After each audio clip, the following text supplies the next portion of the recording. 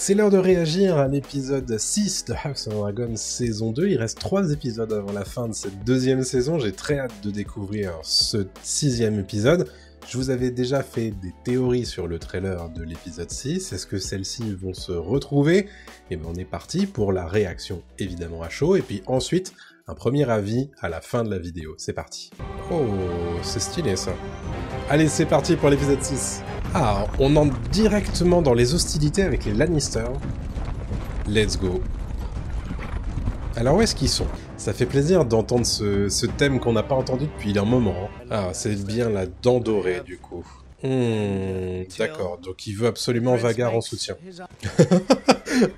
Il arrive vraiment en mode... bon, allez, hein. C'est pas tout ça, mais nous on a faim. C'est trop un Airbnb, le gars. Allez, on coupe la parole d'Alicent, tant qu'à faire. Maintenant, on propose un mariage de la reine, c'est génial. Bon, allez, hey. Tu sers plus à rien, de toute façon. Vas-y, allez. Aemon s'impatiente, en tout cas. Et visiblement, il n'y a pas la place à la discussion. Hein. Oh, il va la virer du conseil. Oh putain, il n'en a plus rien à foutre. Allez, c'est bon, Aemon. Calme-toi maintenant. Eh bien non. Ah la vache. Encore Lys qui s'arrête à la place de Rhaenys au conseil. Oh, c'est horrible. Alors, Stephen Sombrelin serait potentiellement un cavalier. Ok, donc il accepte. Comment ça va se passer, tiens? C'est dangereux, hein, tout ça. Alors, on continue le trip sous champignons à Harrenhal. Il y avait longtemps. Alors, qu'est-ce que tu vois, mon bro, cette fois? Non! C'est Viserys! Let's go! Oh oui! Quel plaisir! Ah, quel plaisir de revoir Paddy Considine. Bon, là, il reste plus personne à faire apparaître maintenant dans cette saison 2. On va avoir terminé, du coup, le trip sous champignons, non? Ça va pas du tout, hein. Oh la vache. Oh la vache. Il le calme comme un bébé, c'est incroyable. Ça va pas du tout, hein, Daemon. Ça va pas du tout, mon bro. Ah, où est-ce que tu vas? Attends, elle lui dit ses 4 vérités, quand même. Hein. Oh, il demande conseil, mais que se passe-t-il, Daemon? Il est quand même trop stylé, Caraxès. Ah bah, c'est les gens qui trouvent qu'il se passe rien chez Daemon qui vont être ravis. Que Alice lui dise, bah, fais rien surtout, ça va changer. Ah, il chante la même chanson qu'à Vermithor. Eh, tu dois être tendu, hein, là. C'est pas comme si tu montais dans ta première bagnole, là. Hein. Qu'est-ce qui pourrait mal se passer? Ah, tellement la classe. Oula. Pas rassuré, hein. Ça me fait trop rire qu'ils attendent comme ça avec des bâtons, comme si ça pouvait les sauver, tu sais. Oh, le regard. Ouch. Oh, dur. Un dragon, c'est pas un cheval. Effectivement. Oh, la vache. Il y a un vrai délire, quand même, hein. Entre Aline et Corlys.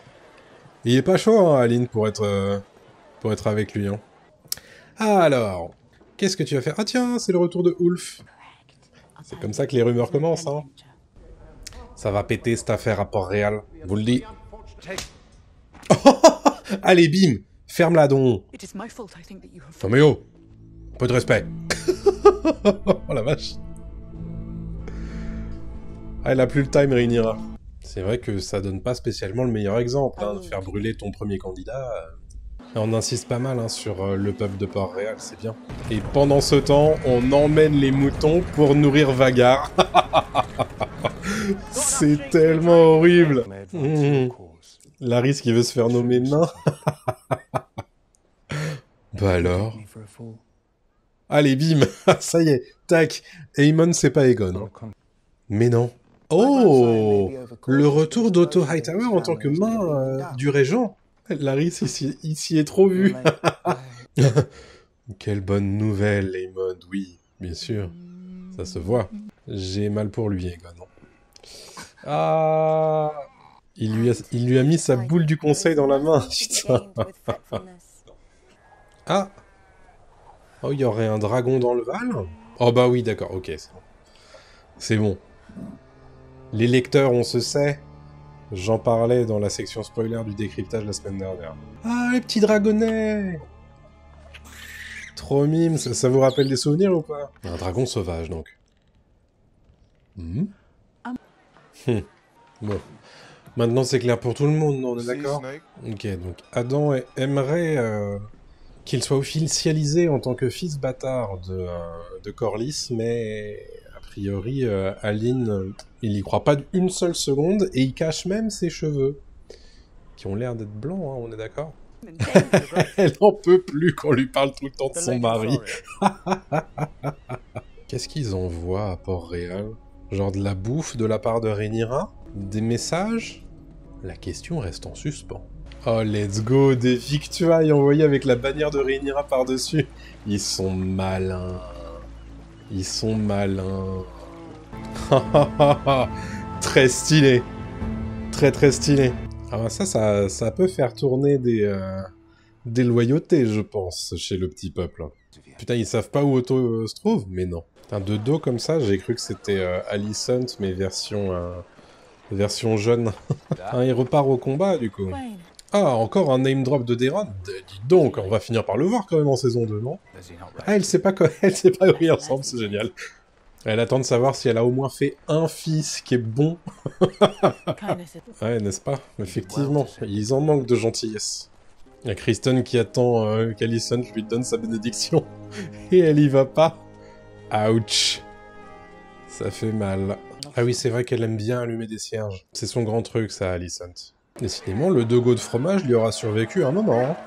Ah, et ça risque de faire tourner des loyautés, hein, c'est ce que je vous disais, mais ça risque aussi, probablement, de créer des espèces d'émeutes, non? Ouais, elles vont être prises dans le flot de personnes, là. Bouh! Bouh! Oh, dur! Oh, ils vont lui couper la main. Oh, la vache! Oh, aïe, aïe. Les problèmes. Oh là là. Oh là là! Ah, ils vont se faire rouer de coups, les gardes royaux, la vache! Ah oui! Oh! Caché! Les problèmes! Elle a été blessée au même endroit que Rhaenyra quand elle lui avait coupé le bras. Rappelez-vous. Pas mal, ça. C'est pas mal, ça. C'est bien ce qui se passe. C'est cool. Il est en train de parler d'Alice Rivers, là. C'est la première fois qu'on voit Larys et qu'on entend Larys parler du cœur, comme ça, un peu, non? Il se passe des trucs, là, entre Aegon et Larys. C'est bien, ça. Oh, la vache, mais ça ne s'arrêtera jamais. Vraiment, le LSD coule à flot à Renault. C'est Viserys qui est en train de pleurer Aemma Arryn, j'imagine. Ah, Grover Tully est mort. Ah bah, ça va le ravir, ça. Ah. Mais non, c'est Alice qui l'a buté. Mais oh, JPP. Oh, dis donc, Daemon, là, il en peut plus, là, ça y est, hein. C'est fini, hein. Mais c'est bon, sa situation s'est débloquée, du coup, à Daemon, visiblement. Ah, ça fait un moment qu'on attendait ce plan. Nice. Ah ouais. Oh, ça surprend, ça. Qu'est-ce que c'est beau, un dragon, n'empêche. Ah, le désespoir pour Rhaenyra. Ouais, elle a pas tort, hein. Son analyse est plutôt bonne. Ah bah décidément, les 2 maîtres des chuchoteurs se livrent aujourd'hui. Ok. L'allégeance est claire, hein, de la part de Mysaria, c'est cool. Oh! Bah tiens. Et pourquoi pas, après tout? C'est nouveau, mais pourquoi pas? Allez, Rhaenyra, c'est à toi d'y aller. Ah, je sais tellement sur quel plan l'épisode va se terminer. On l'a vu dans le trailer. Enfin, dans un des trailers. Oh là là. Ça faisait longtemps qu'on l'avait pas vu sur sa dragonne. Let's go. Ah non. Ok. Ah bah ils aiment trop faire des cliffhangers comme ça, alors qu'on l'a vu dans les trailers. Bon, c'est pas grave. C'est pas grave. Je vous dis rien. Bon, encore un épisode un petit peu calme sur cet épisode 6, mais quand même des petits surgissements d'action, des petits surgissements de choses qui avancent malgré tout, alors je pense que les gens qui n'en peuvent plus de l'intrigue de Daemon à Harrenhal, ils doivent en avoir jusque-là avec cet épisode-là, mais quel plaisir quand même de voir Paddy Considine de retour dans le rôle de Viserys. Je me doutais bien, vu l'insistance qu'on avait sur ces intrigues-là et sur le fanservice, je me doutais bien que ça allait finir par arriver. C'est cool quand même de le voir, et j'ai le sentiment qu'il y a une espèce de clôture de cet arc-là pour Daemon dans cet épisode 6, dans le sens où t'as l'impression que ça y est, il dit enfin ce qu'il avait envie de dire à Viserys, en mode en fait j'aurais dû être là pour toi, et je le suis maintenant. Donc il y a peut-être un semblant de clôture, et c'est à ce moment-là où quand il se réveille et que Simon Fort lui dit que le seigneur Grover Tully est mort et que son petit-fils Oscar Tully lui a succédé, ça y est, vraisemblablement, les chaînes qui l'enserraient à Harrenhal sont en train de si ce n'est de se briser, au moins de se distendre, ce qui est plutôt une bonne nouvelle pour Daemon, qui va enfin peut-être pouvoir être libéré, je l'espère, dans les 2 prochains épisodes. C'est plutôt une bonne nouvelle, malgré tout, de voir ça. Je trouve que l'épisode est solide.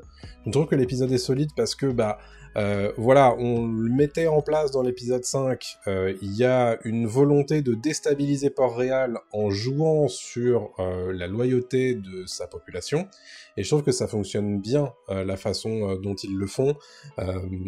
Le fait d'avoir toute cette séquence, justement, où il y a une émeute, et il y a...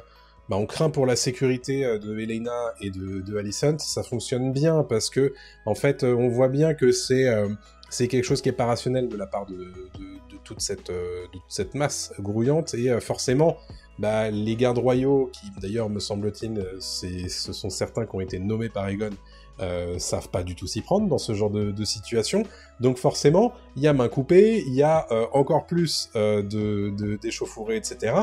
Donc, je trouve que ça fonctionne bien. Ça marche bien, on a une petite séquence de « Oh là là, mais qu'est-ce qui va se passer ?» et tout. Plutôt cool. J'aime bien, évidemment, les parallèles qui sont mis en place, vous les avez vus, les comparaisons aussi, la symbolique, bien sûr, le fait que Aemond a l'air de vouloir s'accrocher au trône. Il menace complètement son frère. J'aime bien aussi qu'on ait un petit peu un petit peu de background autour de Larys, un petit peu de background autour de Mysaria. C'est plutôt cool de les voir comme ça. Alors il y a des nouveautés, on en parlera dans le décryptage par rapport au bouquin, mais c'est plutôt bien amené, je trouve. Ça fonctionne bien, très franchement. Alors effectivement, comme d'habitude, on développe des choses dans le début de l'épisode, et c'est à la fin de l'épisode qu'il se passe des trucs. On commence à être un petit peu habitué, mais très franchement, ça avance du côté des Lannister. Bien. On nous pose la question d'un potentiel retour d'Otto Hightower. Plutôt cool. On pose des bases aussi qui vont très certainement être explorées dans l'épisode 7 autour de Rhaena et du Val. On pose... Voilà, comme d'habitude, ce qu'ils font, c'est qu'ils set up des trucs dans un épisode, et c'est dans l'épisode suivant qu'on va en voir la suite.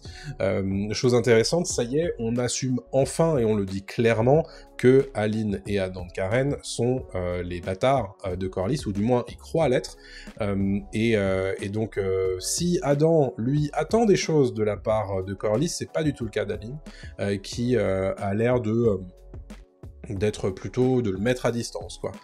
Donc c'est intéressant, et on a l'impression en tout cas que Corlys, lui, il est plus dans l'attente d'un rapprochement du côté d'Alyne, pas du côté d'Adan. Et c'est bon, évidemment, il faut qu'on parle de cette histoire de dragon, Fumée des mers, qui est sans dragonnier jusqu'ici, et Rhaenyra qui va du coup demander à Stephen Sombrelin d'essayer de le faire sien, et ça se passe mal, bien entendu, puisque un dragon, comme je le disais, c'est pas un cheval, et donc forcément, ça peut pas forcément toujours bien se passer. Et ce qui est étonnant, c'est que ce même dragon va venir chercher Adan Karen. Alors est-ce que c'est pour aller le bouffer, ou est-ce que c'est pour se soumettre à lui? Ça, on le saura dans l'épisode 7. Mais toujours est-il que, voilà, cliffhanger à la fin de l'épisode 6, je trouve ça presque dommage, parce que on aurait pu avoir un arc de dragon, en fait, et de son dragonnier qui soit conclu dans cet épisode 6, mais bon, je pense que c'est fait exprès pour faire revenir les gens, ça manquait de toute façon de cliffhanger un peu sympa sur cette saison 2, donc on peut comprendre. Tout ça pour dire que très franchement, un épisode solide, qui semble remonter un petit peu en dynamisme sur cette fin de saison, puisque là, on était quand même sur un épisode 5 qui était vraiment trop calme, le calme avant la tempête, donc on imagine qu'il y a des choses qui arrivent dans l'épisode 7 et dans l'épisode 8. Déjà, à mon avis, épisode 7, on va avoir un nouveau dragonnier, ça paraît certain, et épisode 8, peut-être une bataille, qui a l'air d'être plus ou moins sous-tendue par ce qui est mis en place là, dans cet épisode 6, donc je suis très curieux de voir ça. Quel a été évidemment, votre avis sur cet épisode 6 de House of Dragon saison 2 ? J'attends évidemment vos commentaires, qu'est-ce que vous avez vu qui vous a plu, quelle est la scène que vous avez préférée dans cet épisode 6 ? J'attends tout ça dans vos commentaires, n'oubliez pas le pouce en l'air, le commentaire, l'abonnement et la petite cloche pour ne rien rater des futures vidéos autour de House of Dragon et de plein d'autres choses. Rejoignez-moi sur les différents réseaux sociaux, ainsi que sur ma page Discord. On est déjà plus de 110 à se discuter tous les jours de House of Dragon, de Game of Thrones et de plein d'autres choses, donc n'hésitez pas à revenir, à rejoindre la communauté rapprochée, ça me fera évidemment super plaisir. Vous pouvez aussi participer à l'effort de guerre et participer pécuniairement avec un petit don sur Ko-fi, sur KissKissBankBank ou bien sur la chaîne YouTube, c'est évidemment très apprécié, merci à tous mes soutiens. On se retrouve très prochainement pour l'analyse de cet épisode, puis l'analyse des théories sur le trailer de l'épisode 7, bien entendu. D'ici là, portez-vous bien, à très bientôt tout le monde, salut à tous.